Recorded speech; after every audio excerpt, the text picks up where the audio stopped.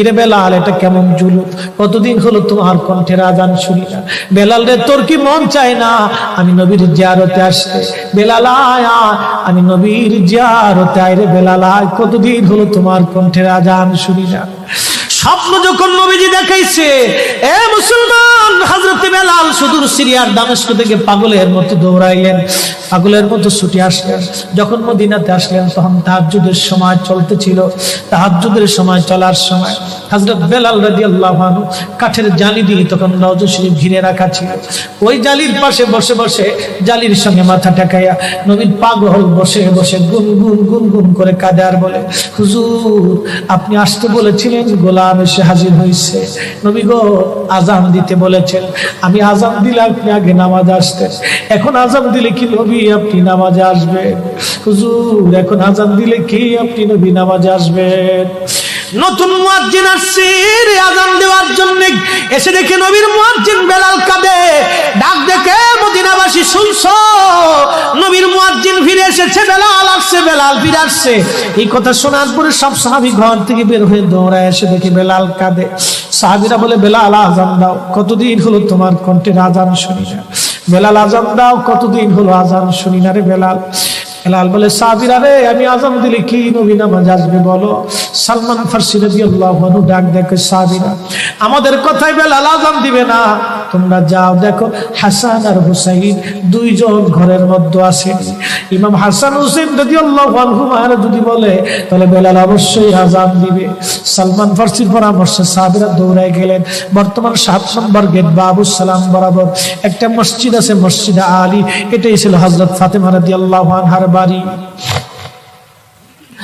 এই বাড়িতে দৌড়ে যাওয়ার পরে ইমাম হাসান হুসাইন রাদিয়াল্লাহু আনহুমা দুইজনকে নিয়ে আসা হলো। দুইজনকে নিয়ে আসার পরে হযরত ইমাম হাসানকে দেখতে আমার নবীর মতো দেখা যাইতো, চেহারাটা রাসূল করিমের চেহারার মতো ছিল। নাতি দৌহিত্র নানার চেহারা পেয়েছিলেন, ইমাম হুসাইন ও নানার সুরত পেয়েছিলেন। দুই ভাই নানার সুরত পেয়েছিলেন।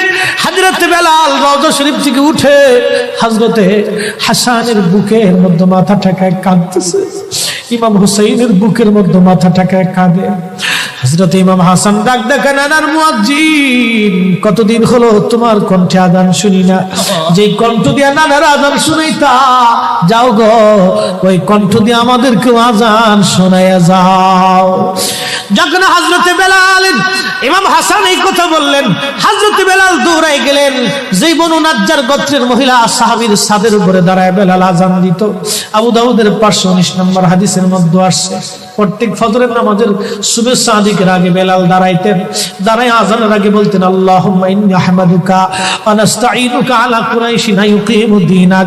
প্রত্যেক ফজরের আজানের আগে এই দোয়াটা পড়ে বেলাল আজান শুরু করতেন। হযরত বেলাল রাদিয়াল্লাহু আনহু আজকে তাহাজ্জুদের আজান দিতে গেছে। আজান দিতে যাওয়ার পরে হযরত বেলাল যখন আজান দিলেন, আল্লাহু আকবার, আল্লাহু আকবার, আজানের মধুর ধ্বনি সারা মদিনার রন্দে রন্দে ছড়িয়ে গেল। মদিনার ঘর থেকে সব সাহাবী বের হয়ে দৌড় মারছে। আবার যখন বলেন আল্লাহু আকবার, আল্লাহু আকবার, সব সাহাবী, মহিলা, বৃদ্ধ, বনিতা ঘর থেকে বের হয়ে দৌড় মারছে। যখন বলল আশহাদু আল্লা ইলাহা ইল্লাল্লাহ, মদিনার ঘর থেকে সব মহিলারা ঘর থেকে বের হয়ে দৌড় মারছে রে, আর কান্না করে, নবী বুঝি ফিরে আসছে রে।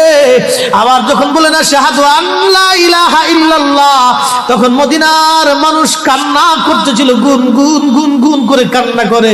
মদিনার ভিতরে আওয়াজ বের হয়ে গেল, নবী বুঝি আসছে রে, নবী বুঝি ফিরে আসছে রে, নবী বুঝি ফিরে আসছে রে, নবী বুঝি আসছে। হযরত বেলাল যখন বলেন আশহাদু আন্না মুহাম্মাদুর রাসূলুল্লাহ, মদিনার মাটিগুলি থরথর থরথর করে কেঁপে উঠছে রে। মদিনার মানুষের কান্না বেড়ে গেল।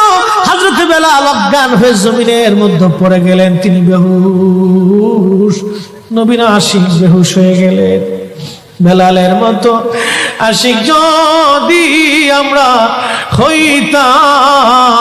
হইতাম, এ দুনিয়ায় নবীর দেখা পাইতাম, এ দুনিয়ায় নবীর দেখা পাইতাম। যখন হুঁশ ফিরে আসছে রওজা শরীফের পাশে বসে বসে বেলাল কাদের বলে, হুজুর আজান দিতে বলেছিলেন, আজান দিয়েছি। হুজুর আমি আজান দিলে আগে নামাজ আসতেন, আজকে আজান দিলাম আপনি হুজুর আসেন নাই। যে আজান দিলে নবী আসবে না, আমি বেলালে আজান আর কোনোদিন দিব না। হযরতে বেলাল কিছুদিন পরে কলিজা ফেটে নবীর বিরহ বেদনা সহ্য করতে না পেরে তিনি চলে গিয়েছিলেন পরপারে কলিজা।